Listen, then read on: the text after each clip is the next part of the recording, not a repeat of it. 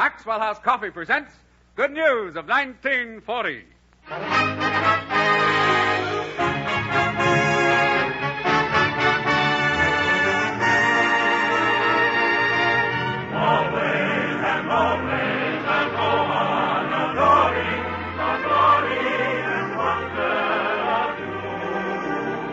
The makers of Maxwell House Coffee welcome you to another hour of entertainment brought to you each week from Hollywood.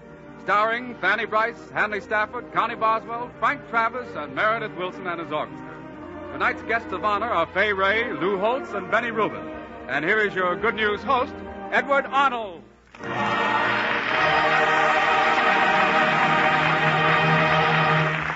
Good evening, everybody. We've got a nice program for you this evening, if we can get it all into 1 hour. But even before Connie Boswell sings our opening number, I want you to meet one of the most charming girls in Hollywood. Our guest this evening, Miss Fay Wray. Fay, it's lovely to have you with us tonight. Thank you. This is Meredith Wilson, our orchestra leader. How do you do? Fay's going to do a dramatic sketch later on in the show, but I just wanted to feel at home. You do feel at home, Fay? Oh, very much. That's fine. Well, now, Connie's opening number is... Now, wait a minute. Couldn't you, Mr. Wilson, do one of those riddles for Connie Boswell's song? Well, gee, they aren't so easy to make up just off the elbow. I mean, off the spur of the moment. Oh, you can do it, I'm sure.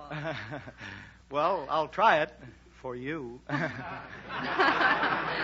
me see now. Oh, I got it. Good. It isn't violets. Yes. And they aren't in the sunshine. I've got it. What is it? Lilacs in the rain. That's right. Gee, you're smart. Pretty, too. Now, Meredith. Oh, leave him alone, Eddie. Well, there's only one trouble about the riddle, Miss... would you mind if I called you Miss Fay? Call me anything you like, Mr. Meredith. Well, the trouble is Connie isn't going to sing Lilacs in the Rain. She's going to sing Goody Goodbye, and I couldn't think up a riddle for that. No, that'd be pretty tough. Come on, Meredith, pull yourself together and play for Connie. Come on, Connie. Okay, I'll see you later, Miss Fay.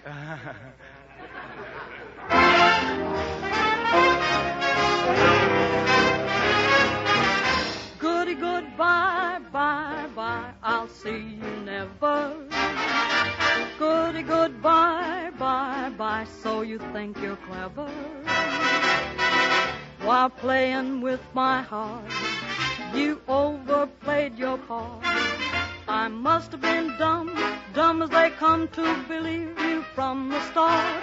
Goody good luck to you and to the other. I mean the one you kept undercover. Take a goody good look in the goody good book. There's a goody good reason why. It's goodbye, bye, bye, goody goodbye. Now you can fool some people all of the time, and they never do get wise.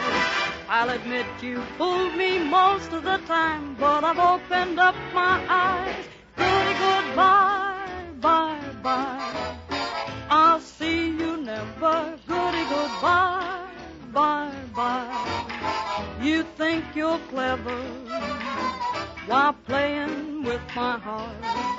You overplayed your part. I'm dumb, dumb as they come to believe you from the start. Goody good luck to you and to the other. I mean the one you kept undercover. Take a goody good look in the goody good book. There's a darn good reason why. It's goodbye, goodbye, goodbye, bye, bye, goody goodbye.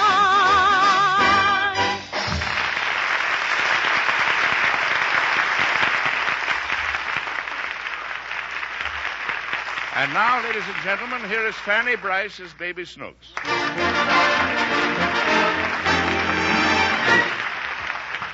Well, Daddy, played by Hanley Stafford, has decided to try to get some life insurance. They rejected him a few weeks ago on account of his blood pressure. But he's been sort of watching himself closely, and today he feels confident. As the scene opens, we find Daddy in his study talking to the insurance doctor. Listen. I hope I can pass this time, Doctor. I think you'll be all right, Mr. Higgins. It's just that your blood pressure was a little high last time I examined you. Yes. But since then, I've taken your advice. I don't let anything excite me. Good. Now, if you'll just fill out this form while I get cleaned up. I have to give you a thorough examination, you know. Okay, Doc. You can wash right down the hall. Right. Now, just relax. I'll be back in a couple of minutes. Oh, you won't find my blood pressure high this time. No, sir. Now, let's have a look at this form. Mm-hmm. Print name, age, place of birth. How, Daddy? Oh, hello, Snooks. You'll have to leave me alone for a few minutes, dear. Why? The doctor's here, and he's going to examine me. Are you sick, Daddy? No, I feel fine. I'm trying to get some insurance. What's insurance? Well, insurance is a form of saving. As long as I live, I pay money to the company, and if anything happens to me, the company gives the money to my beneficiary. Why does he get it? Why does who get it? Benny Fisher. I didn't say Benny Fisher. I said beneficiary. And now, Snooks, can I ask you to go out and play? Mm-hmm. You can ask me, Daddy. Well, I'm asking. Well, I ain't going. That's fine. Look here, Snooks, I mustn't lose my temper today. Why? Because my blood pressure will go up. If that happens, they won't give me any insurance. What's blood pressure, Daddy? Did you ever see my face get red and my veins stand out? Uh-huh. Well, that's caused by a contraction of the blood vessels and arteries when there's any emotional excitement, resulting in hypertension. Is it? Yes. It's very complicated, but it can be compared to a freezing pipe. Now, you've seen the pipes sometimes in the winter when they freeze up and no water can get through. Then we have to send for the plumber. Uh-huh. Well, the same thing happens in my body, and you know the result. You send for the plumber. No, I sent for the doctor. He's here now, and you'll have to go. Well, what's blood pressure, Dad? I just told you. Why does my face get red? 'Cause you holler at me. Yes, that's right, and I don't want to holler at you right now. Now, just go away and let me fill out this form. What form? This paper I have is an application for insurance. I must answer all these questions before the doctor examines me. I want to help you. I don't need your help. Now, just leave me alone. Now, let me see. Weight at birth. I guess it was 9 pounds. Was you so little, Daddy? Little? That's big. Oddly enough, when my father was born, he only weighed 2 pounds. Did he live? No. Mother's maiden name? Daddy, Yes? do they have to weigh all the babies when they're born? Yes. Why? I don't know. All I know is that they weigh them before you take them home. Do you have to pay for them by the pound? Oh, leave me alone. Snooks, don't you want me to have any insurance? Mm-hmm. What's insurance? I told you it's a protection against trouble. I have a wife and children, so I must be protected against trouble. When did you get in trouble, Daddy? When I got a wife and children. Huh? Nothing. Now, don't ask me any more questions. I'm starting to feel bad already. Your face is getting red, Daddy. Sure, you see, my pressure's going up. Now go away and let me fill out this form in peace. Any member, family, mental disorders. What is it, Daddy? Oh, it's a sanity clause. Is he going to get insurance, too? Who? Santa Claus. Sandy Claus, Sandy... No, not Santa Claus. Sanity Claus. They want to know if anybody in my family is crazy.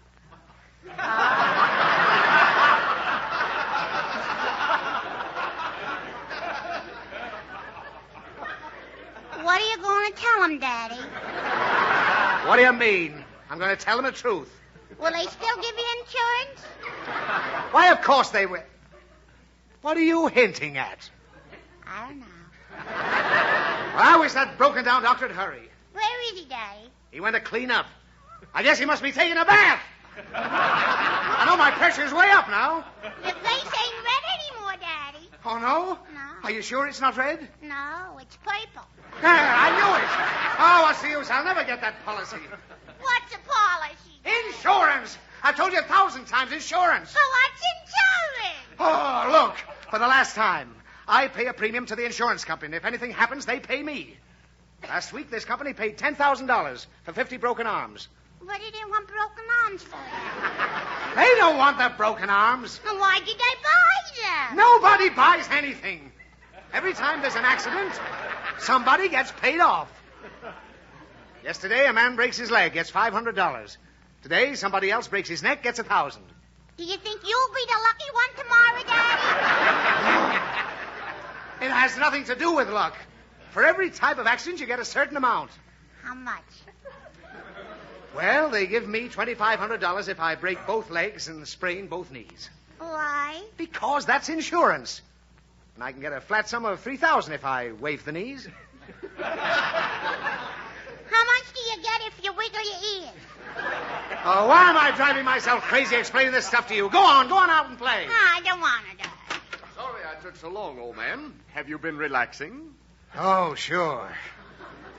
Hello, mister. Well, hello, little girl. Is this your pride and joy, Higgins? That's one way of putting it. Her name is Snooks. How would you like to stick around and watch me take your daddy's blood pressure, Snooks?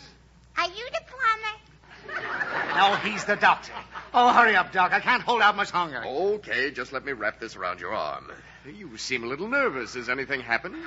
Not a thing. No, not a thing.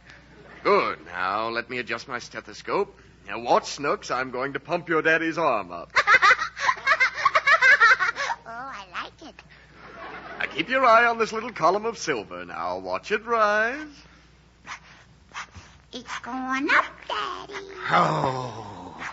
180, 190, 220. It's still going up. That's curious. Make it hit the top, Daddy. Wait a minute, Doc. Tell me one thing. Certainly.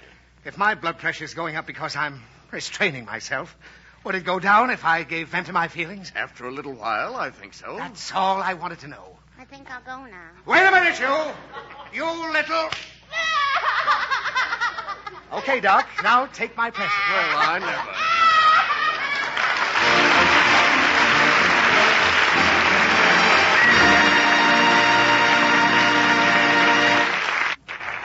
And now here's Warren Hull with a letter. A very short letter, Eddie, but it speaks volumes. May I read it? Sure, go right ahead, Warren. It's from Quincy, Illinois. Miss Ethel L. Boston writes, As a tribute to my dad, I'd like to tell you what he thought of Maxwell House coffee. He used to lean back from the table with a deep sigh of satisfaction and say, Well, if I had all the money in Wall Street, all the gold of Midas, or even if I were a king, I couldn't have a better cup of coffee than Maxwell House. So you see, that's why our family's been serving Maxwell House for at least 30 years. We couldn't buy greater coffee enjoyment at any price. Well, thank you for writing, Miss Boston. We're glad you appreciate our sincere efforts to give the utmost in coffee enjoyment at a price within the reach of every purse. We've been doing this now for more than 50 years. Yes, ever since Joel Cheek created the original Maxwell House blend for the patrons of Nashville's famous old hotel, we've carried on his work, done everything to make Maxwell House the finest coffee possible at the lowest possible price. And today, millions of people are telling us it is, because more people are enjoying Maxwell House today than ever before in its history. If you haven't tried Maxwell House lately, you're missing the matchless flavor of a wonderfully enriched blend. You're missing the full-bodied, mellow flavor that comes from a very special kind of coffee. Highland-grown coffees from remote and fertile plantations of Central and South America. You're missing true, natural coffee goodness brought out for your enjoyment by the new and uniform Radiant Roast process. So ask your grocer for Maxwell House tomorrow, won't you? It's selling at prices which mean honest, outstanding value every pound. Your own enjoyment and satisfaction will tell you this new Maxwell House is now, more than ever, good to the last drop.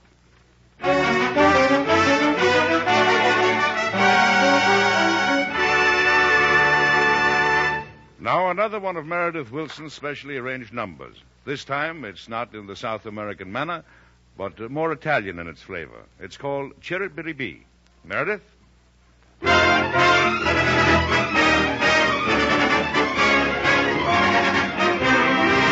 When the moon hangs low in Napoli, there's a handsome romboli. Every night he sings so happily, so his lady love can hear. In a manner so bravissimo, he repeats his serenade, and his heart beats so nation shake.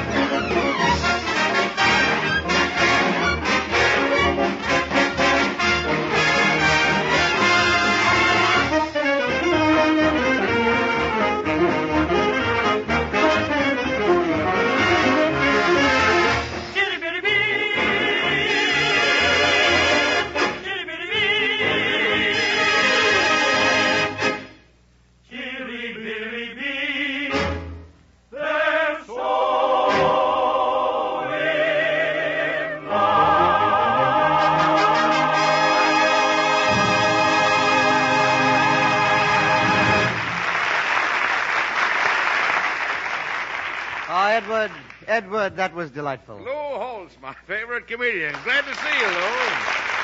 Well, thank you. Thank you very much. I say, Edward, would you tell me the name of that piece the band just played? Yes, it's called Chiribiribi. Very odd. It sounded a bit on the Oriental side. Reminded me of my old friend, the Maharaja. The Maharaja? Tell me, Lou, is he a real person? I thought he was somebody like Sam Lapidus. Oh, you thought these gentlemen were figments of my imagination? Uh-huh. Absurd, old boy. They're both quite real, you know. The Maharaja dwells in a huge palace of 1,000 rooms. And a very peculiar thing, there isn't a bathroom. Not one single bathroom in the whole palace. That's amazing. Frightful condition, old boy. Frightful. Well, you see, I heard of it, so I went immediately to a very high-class store, the Sears Wilshire. Sears Wilshire. Thank you so much.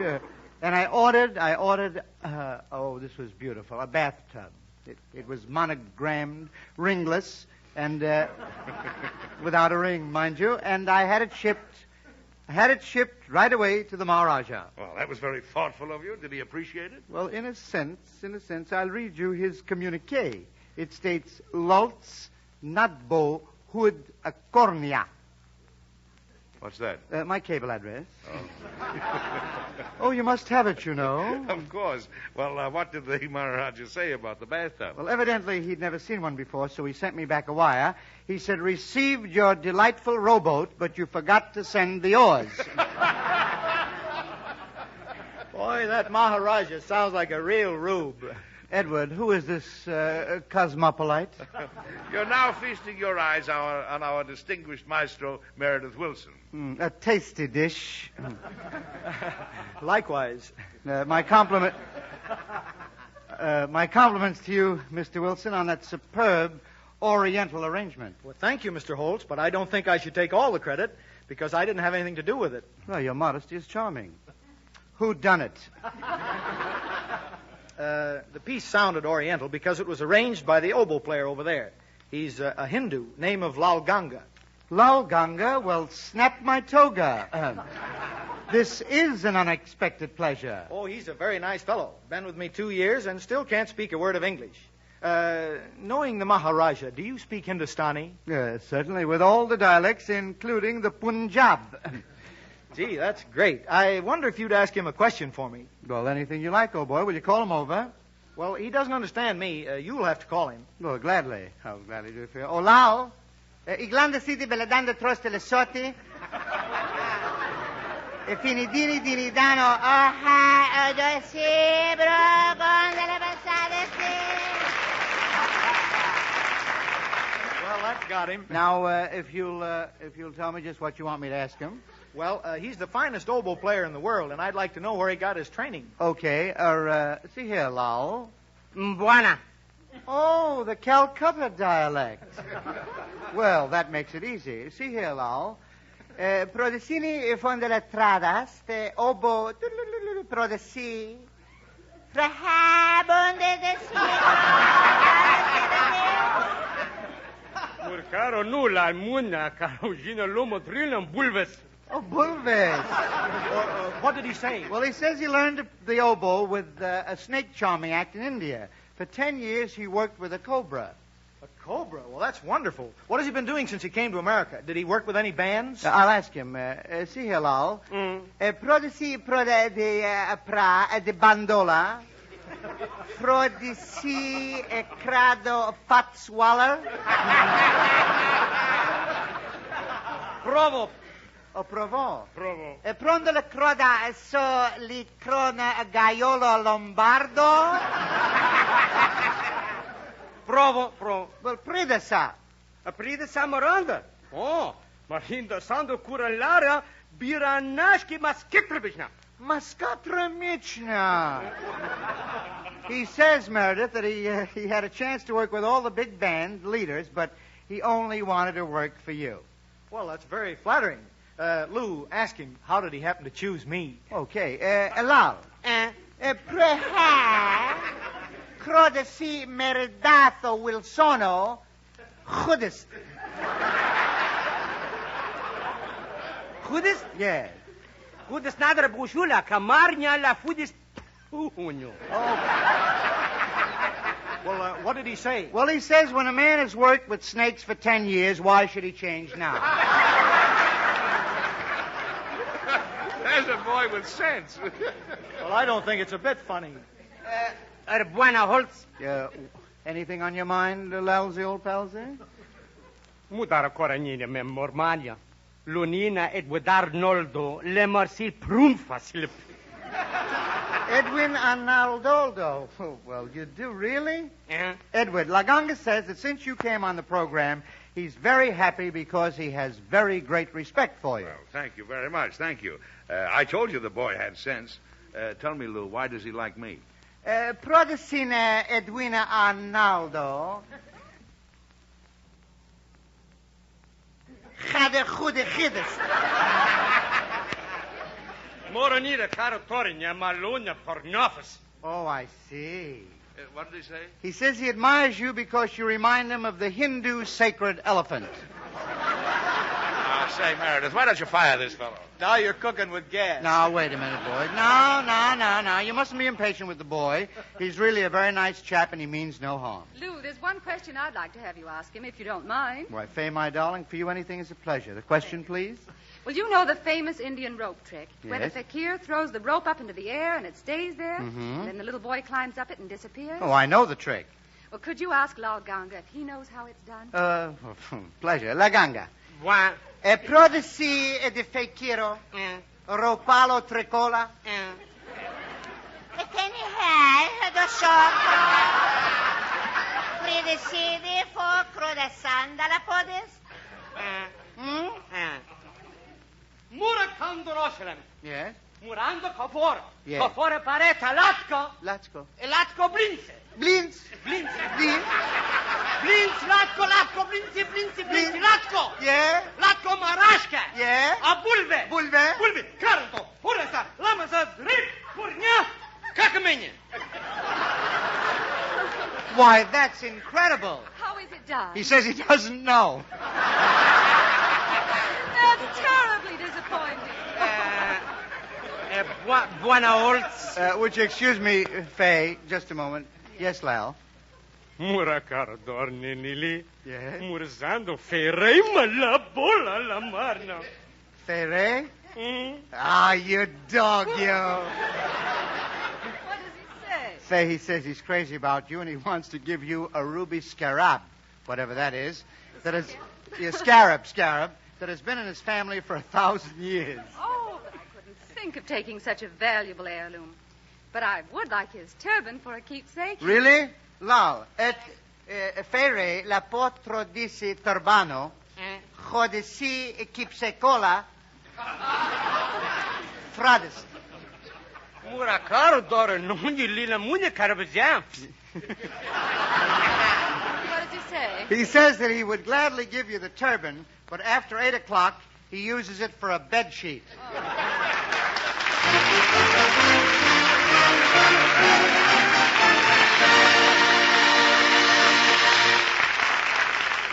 You know, friends, one of the many reasons I enjoy being on this program is that grand fragrance that creeps through the air just about this time every Thursday evening. You know what I mean, of course, because it's probably coming from your own kitchen at this very moment. Yes, I mean the fragrance of freshly brewed Maxwell House coffee. Warren Hull tells me thousands of you all over the country join us in this wonderful moment of cheer and enjoyment. So, if a steaming, fragrant cup of Maxwell House coffee means as much to you as it does to us, then the most enjoyable part of our show is just about to begin. That's right, Eddie. And here I come with a steaming, friendly cup of the coffee that's good to the last drop for each and every one of you. Yours, Eddie. Yours, Hanley. Yours, Connie. Cream? Sugar? Everybody served? Well, then, let's enjoy our coffee with the music of Meredith Wilson.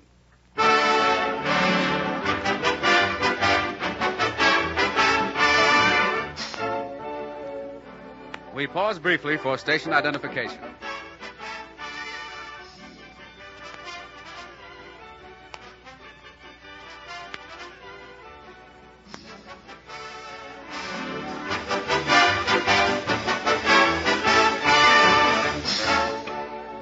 We continue our good news program now with a song of thankfulness.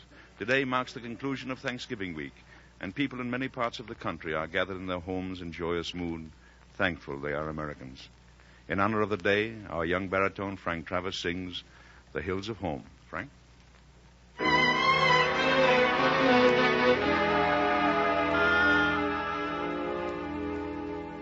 My prairie home is beautiful, but oh, I miss the broken skyline that I know. I look in vain for rivers and for lakes, but over all my heart at sunset aches for hills of home, the hills of home.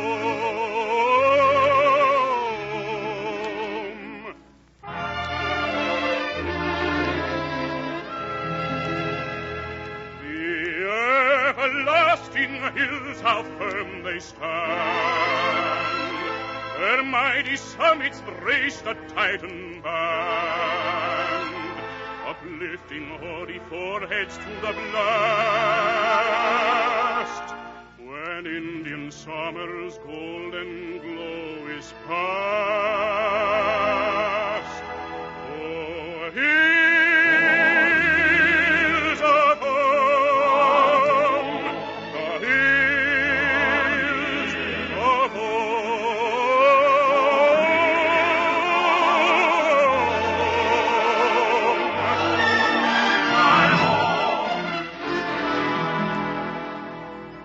I know them, love them, see them once again.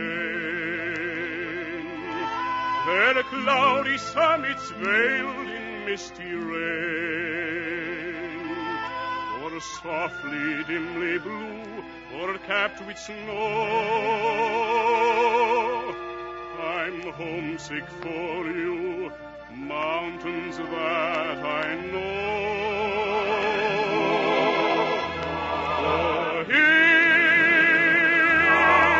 of home, the hills of home.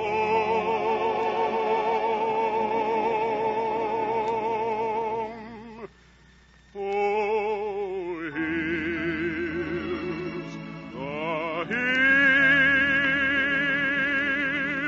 of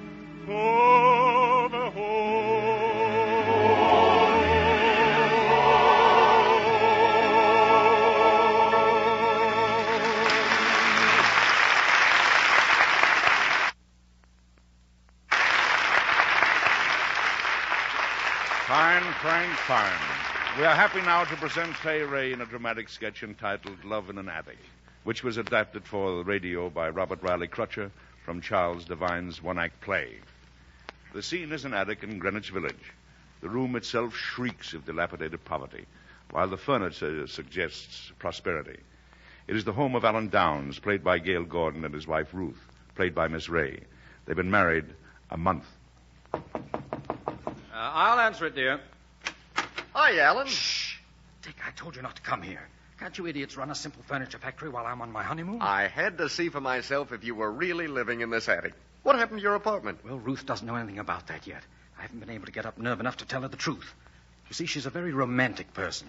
The only reason she married me is because, well, she thinks I'm a poet. You... Oh, shut up. Anyway, what's so funny about that? I am, in a way. Every now and then I catch myself looking at a tree and saying, gee, isn't that pretty? Trouble is, I told her I was a starving poet. That was the mistake. That was a big mistake. She wants to starve with me. She's crazy about the idea. But you had all this furniture sent over from the factory. A gift from Aunt Sophie. Aunt Sophie used to send us groceries and stuff, too. But now I'm out of cash and I don't dare go near a bank. Say, wait. How much money do you have? Until you sign some checks at the factory, 50 cents. Who is it, Alan? Just a man here trying to raise money. Give it to me, quick. Who is it for? The hungry orphans, ma'am. Alan, surely you can spare a dime. Oh, I'd like to, dear. I'd like to, but all I have is this 50-cent piece. We know what it is to be hungry ourselves, don't we? I'll say. That's why we must help those less fortunate. Here you are. Take it all. But ma'am, the orphans will never forget this. Neither will I. Alan. Oh, well, I'm sorry, but after all, 50 cents. My stomach's so empty it's beginning to digest itself. Now, let's be practical. Oh, darling, let's not be practical. Let's be excitingly, thrillingly impractical. I married a romantic poet, not a dull businessman. We live on words, not food. Yeah. I'm in love with the inspired artist who used to meet me in front of the public library, and as he rushed out to greet me, beautiful phrases poured from his lips. He didn't propose to me at lunch between inventory and a director's meeting, but at a simple picnic in the glorious country. I had indigestion. Gee. Remember when I used to get indigestion? Then as we strolled off down the road, suddenly a surge of poetry escaped you. Break, break, break on thy cold gray stones. We were passing the chain gang. Now, you mustn't let me keep you from your work. Here's your typewriter and here's your paper. All you have to do is write poetry. Ruth, I know where I can get a good job in a furniture factory. How ridiculous. Give up writing for business. Well, if I worked hard, I bet they'd make me president right away. It's just that I want to make a lot of money for you. You deserve a beautiful apartment with lovely furniture. But why? We already have all these lovely things. Which reminds me, I ought to call on her. Who? Your Aunt Sophie. No, you can't do that. She's kind of sick. I have a feeling she may even be dead. Well, then I'd better go this afternoon. I have to thank her for the furniture and the flowers and my new dress and that great big box of cigars she sent you. Where does she live? She moved. She must have some address. No, she doesn't. She bought a trailer. Oh. Yes, she's scooting all over the country. Yes, now she's up in Maine somewhere, communing with nature. But about this furniture job, now just think of it. A real home. Of course, it would take me a while to get used to a full-size bathtub. I've been bathing on the Bias for so long. But you see, I could never sell enough poetry to afford it. I don't care whether you sell your poetry or not.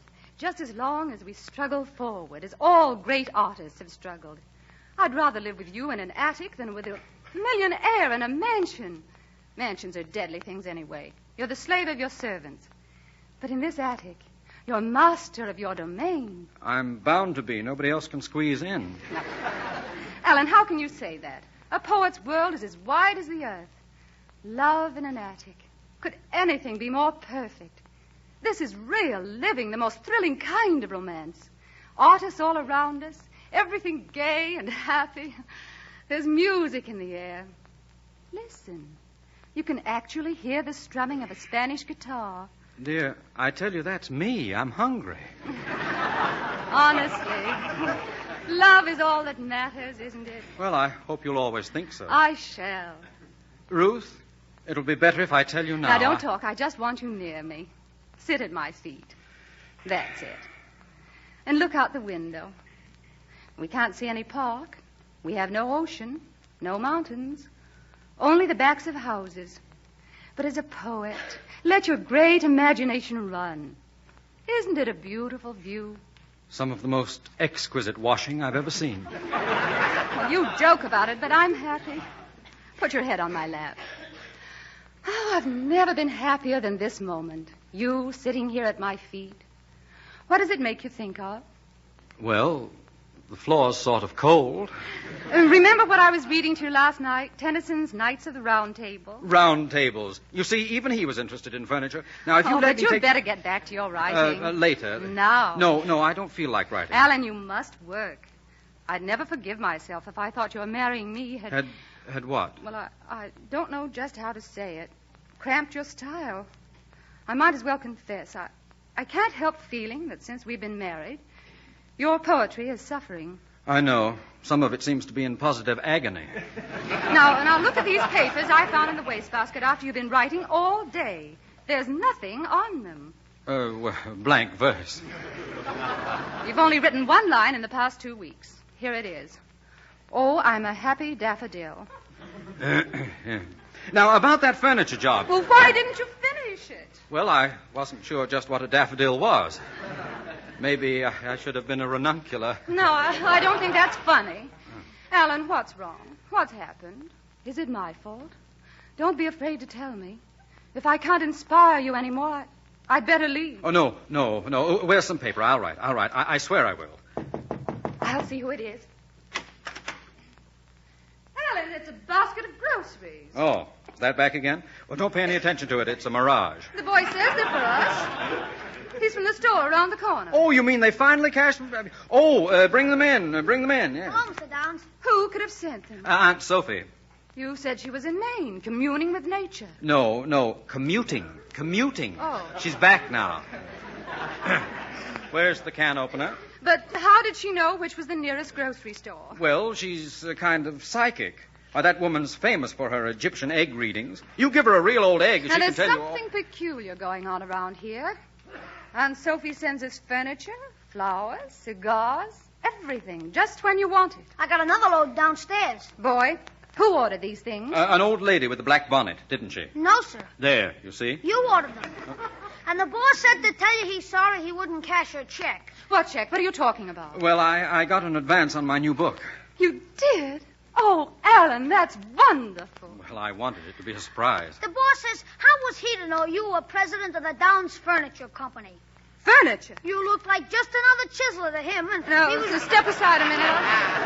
I want to look at the labels on these chairs.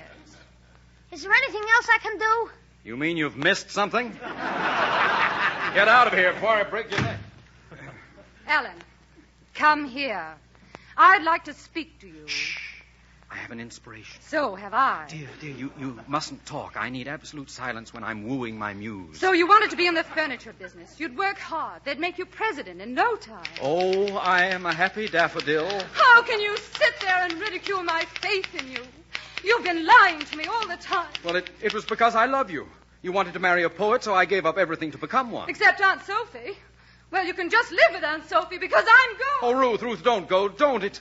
It's only that I loved you so much. What else could I do? I've been in the furniture business all my life. I don't know anything else. But you wanted poetry. There's no poetry in furniture. What had I to offer except a pretense? A chair, a table, a loathsome davenport, sticks of wood nailed together by a craftsman's hand. No lyrical tenderness, no richly flowing line, no soul that seeks to express itself, no spark of the divine.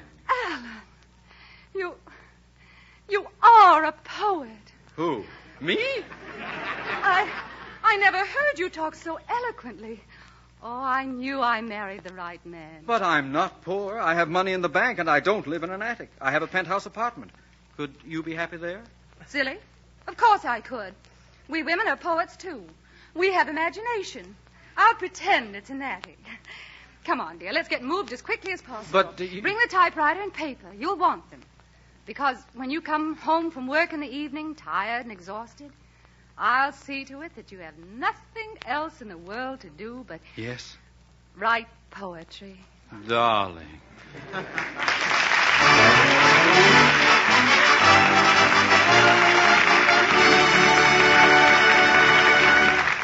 Congratulations, Fay Wray, on a beautiful performance, and also Mr. Gail Gordon. Now that lovely Louisiana chili, Connie Boswell returns with a grand western song, Tumbling Tumbleweeds. Connie? See them tumbling down, pledging their love to the ground. Lonely but free I'll be found, drifting along with the tumbling tumbleweeds. Cares of the past are behind. Know where to go, but I'll find just where the trail will wind, drifting along with the tumbling tumbleweeds. I know when night has gone that a new world's born at dawn. I'll keep rolling along. Deep in my heart is a song. Here on the range I belong, drifting along with a tumbling tumbleweed.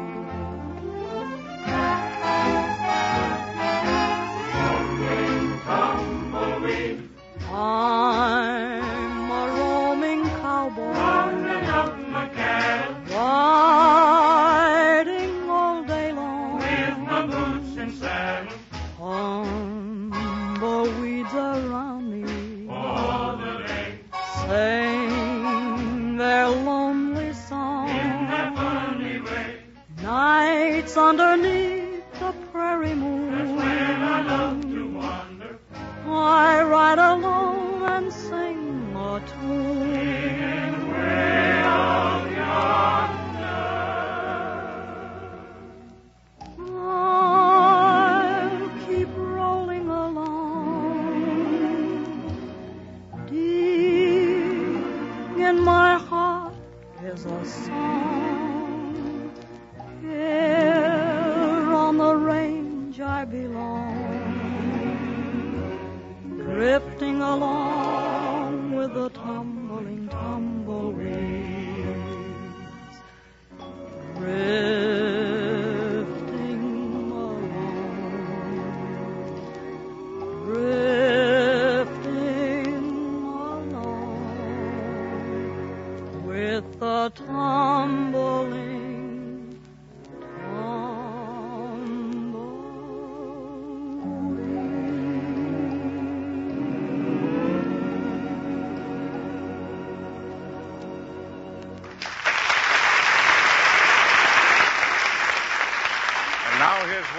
with a very helpful suggestion for that certain young lady in our audience who this very evening said... Well, that settles it. John is out of sorts again, and all because the coffee wasn't good. I'll get a new coffee maker, that's what I'll do. Just a minute, young lady. Why not first find out whether your coffee pot is really to blame? Many coffee failures are due to the coffee itself, often to the way it was ground.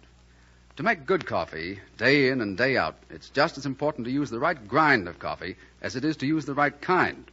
You see, today, with all the different ways of making coffee, even the very best coffee, ground one all-purpose way, couldn't give you the most in flavor or economy. Why?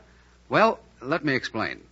When you make coffee correctly by the drip method, the water passes through the coffee just once. Now, that means unless the coffee you use is ground just fine enough, the full coffee flavor won't be extracted completely, no matter how much you use. And that's just why Maxwell House comes in a special drip grind, a grind you can always trust to give you clear, full-bodied, flavorful coffee in any type of drip or glass coffee maker. But if you make coffee in percolator or coffee pot, you know the water comes in contact with the coffee not once, but many times. This means you need the regular grind Maxwell House to stand up in the longer brewing and give you the rich, satisfying coffee you should expect every day. Drip or regular, just choose the Maxwell House grind that's right for your way of making coffee. Discover in Maxwell House the extra flavor and economy of perfect coffee, perfectly ground. Your husband may not be the enthusiastic kind, but I'll wager he'll say something like this. Gee, honey, this Maxwell House coffee is tops every time.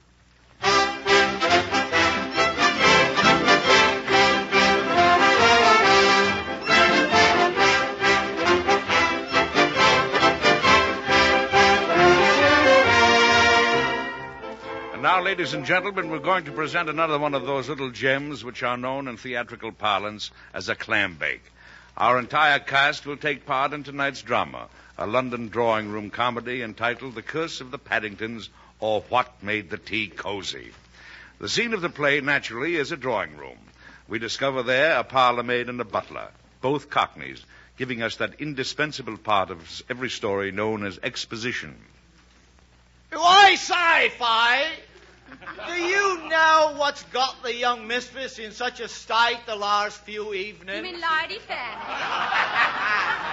The very same. No, what's she up to now? Her sweetheart, Lord Scapegoat, has come home from Canada. That heel? The master don't like him, does he? Not half he don't. Although the young lord wouldn't be a bad bloke if it wasn't for his money. Money? I didn't know he had any. He hasn't. Shh. Here comes his lordship now, with Lady Fanny. They're an handsome pair, aren't they? Yes, Fanny. Yes, Fanny. As I was saying, it's divine to be back in London. Yes, I've missed you terribly, Shifty. Please don't call me Shifty, Fanny, please.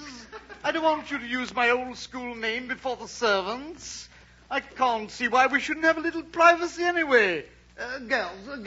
Yes, my lord. I want you to mung off. Mung off, I say, mung off. Shifty, please. Not such common expressions with the servants. Well, then how shall I dismiss them?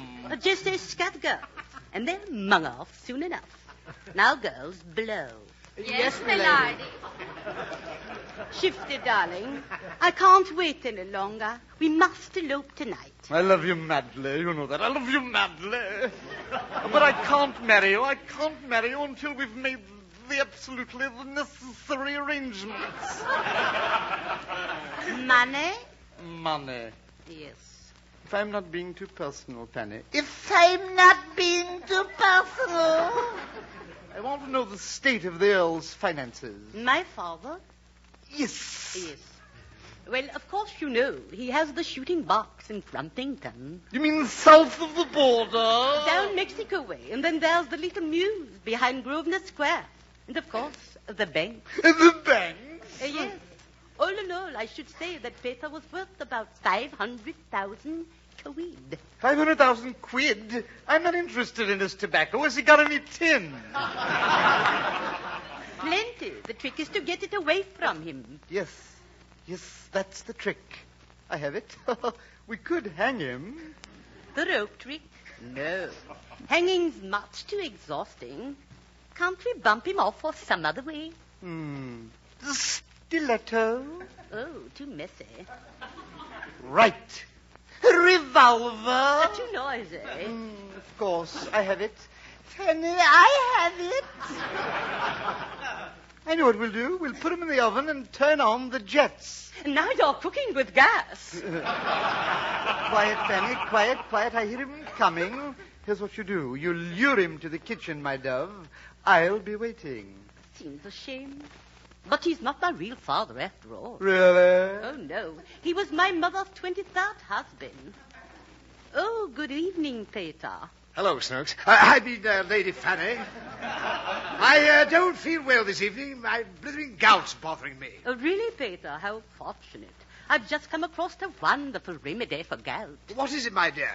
Oh, you simply put your foot in the oven, and the pain goes instantly. It does? Yes. And you go with it. I said, what's that? Nothing. Come with me, Peter, dear. Now, just put your foot in here. Oh, very well. I don't feel any improvement. Put it in further, Father. It's all the way in now. Oh, put the other foot in too, dear. Sounds like poppycock to me, but I'll try it. When does it start to happen? Right now, old boy. That's that. Oh!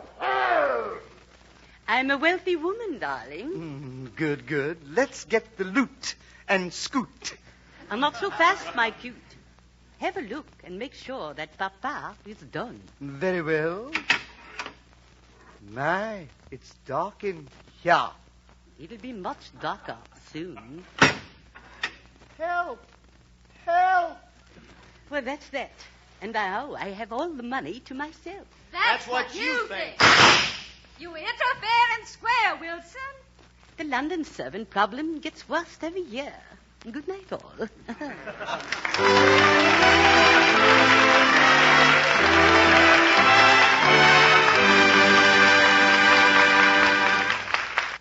Oh, that was marvelous. But I know none of our audience wants Lou Holtz to get away without telling one of his Lapidus stories, huh?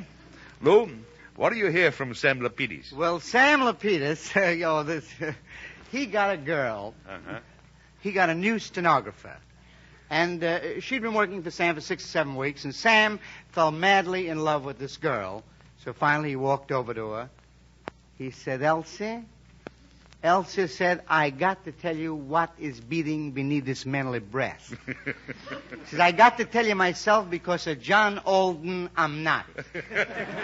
He says, sweetie, I'm absolutely in love with you, and if you'll be so kindly, if you'll go around with me to the movies, if you'll go down in Central Park, if you'll go with me to the beach swimming, you're making me the happiest man in the world. So she said, why, S.L.? She said, S.L., there isn't anything that I think that I would adore more than going out with you. So Sam went around with this girl for 5 or 6 weeks. He was the happiest guy in the world, Eddie.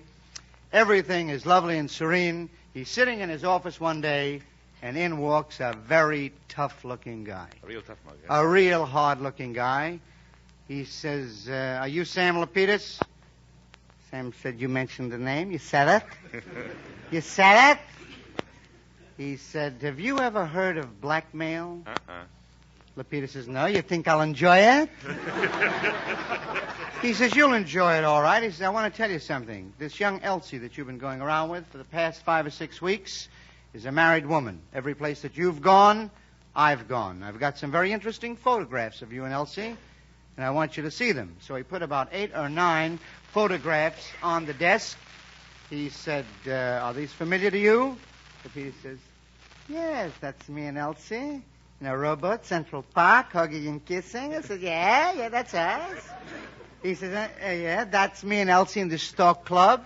He says, you got us while we were holding hands under the table. He says, that's me and Elsie in Coney Island, and again hugging and kissing. The fella says, well, what are you going to do about it? He says, what am I going to do about it? He said, I'll take 6 of those, 5 of those, 4 of those. He said, but they need retouching.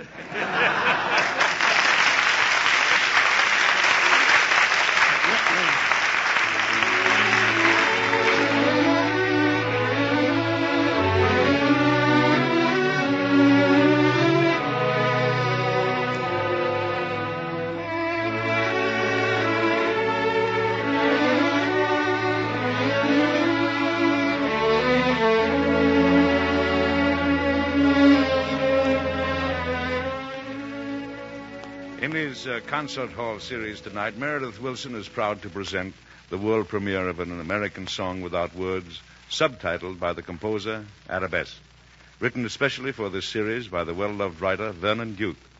All right, Meredith, Vernon Duke's American Song Without Words.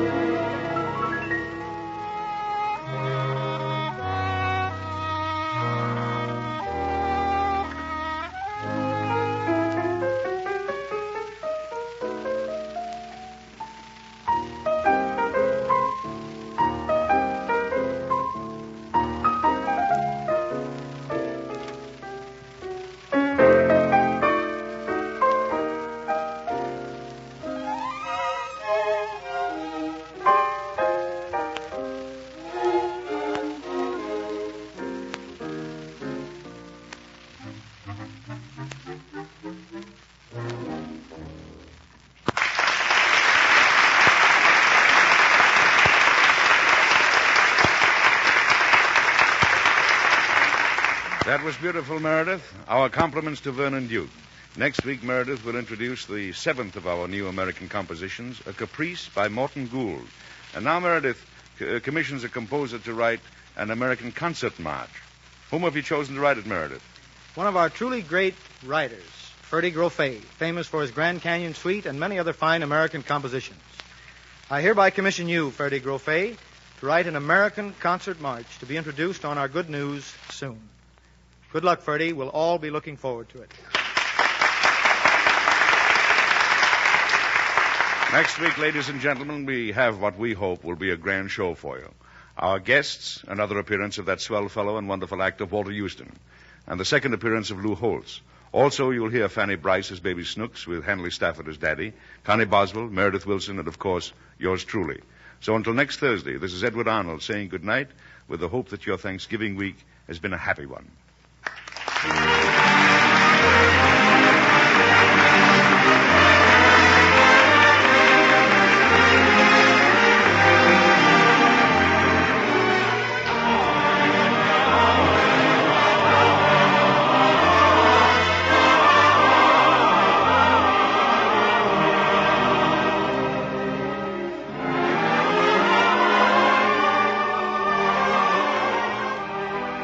Warren Hull reminding you that Maxwell House comes in both 1 and 2 pound cans, and that if you use lots of coffee, you'll find extra economy and convenience in the 2 pound size.